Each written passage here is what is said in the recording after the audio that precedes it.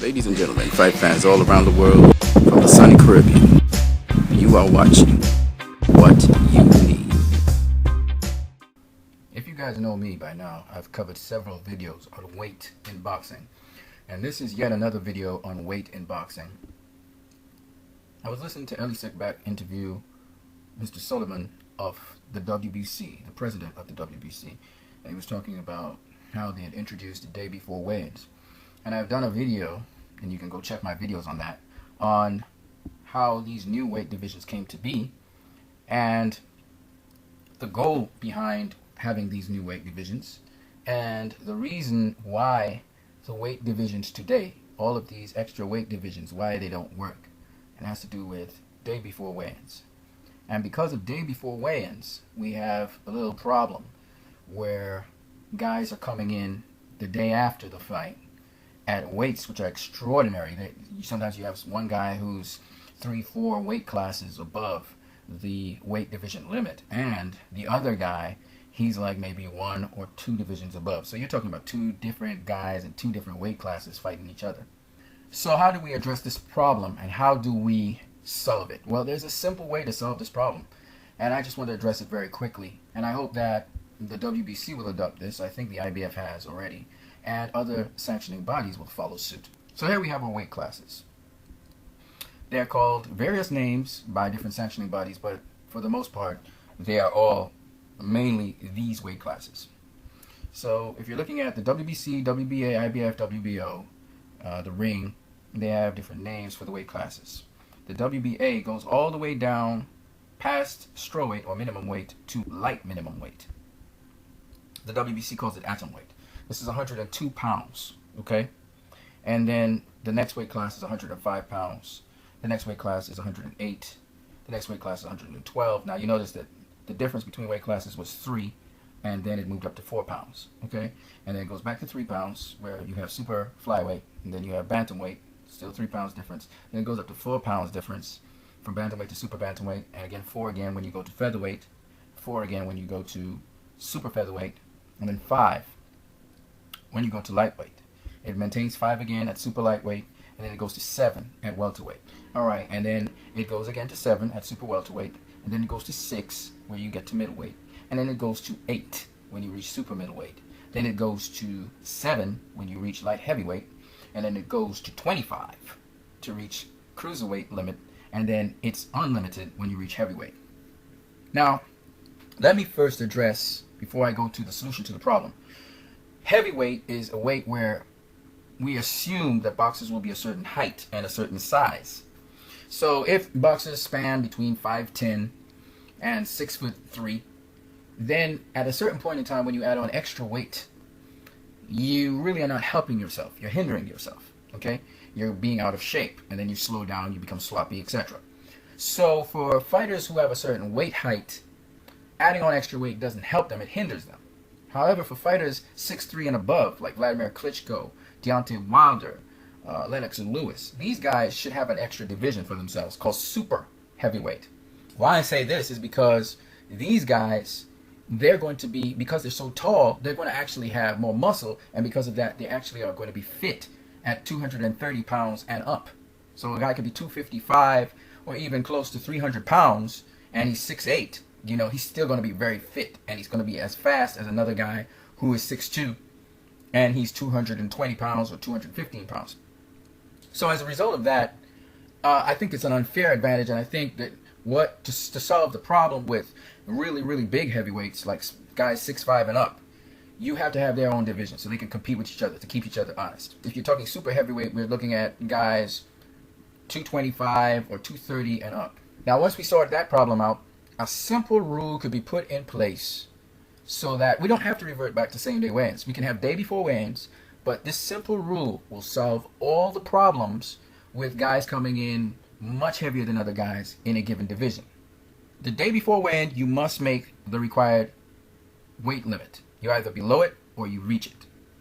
However, the follow-up day, the day of the fight, you must be weighed again a couple hours before the fight. You know, usually they have what is called an unofficial weigh-in. Now make that an official weigh-in, a second official weigh-in, but this time people don't have to be present. All that's just like the unofficial weigh-in, you just need to be there. But if you don't make the limit And the limit is going to be one weight class above the limit that you have, okay, the day before.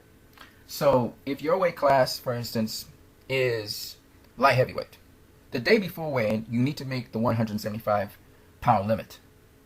But the following day, you cannot come in any heavier than 200 pounds. That means you are 2 divisions up.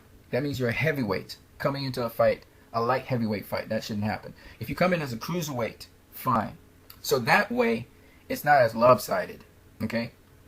Now, if we go to lower divisions, say you are fighting at super welterweight, for instance.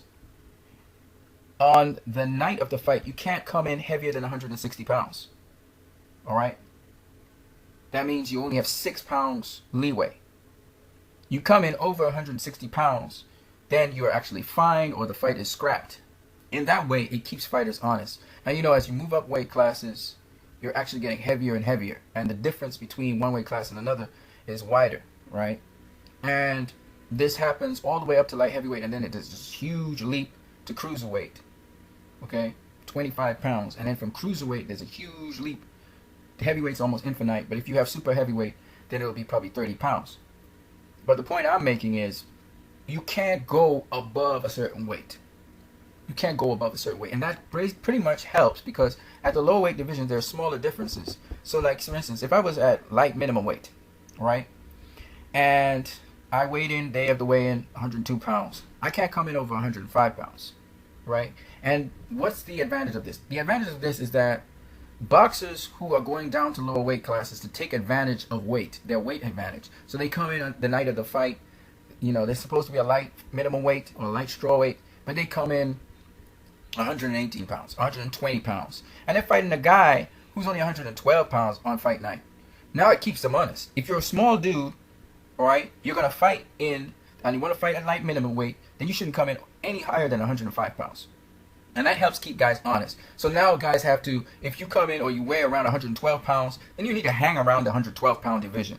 If you weigh 118 pounds, you know, you need to hang around the bantamweight division, you know, because on fight night, you're not going to be able to come in 122 pounds, for instance.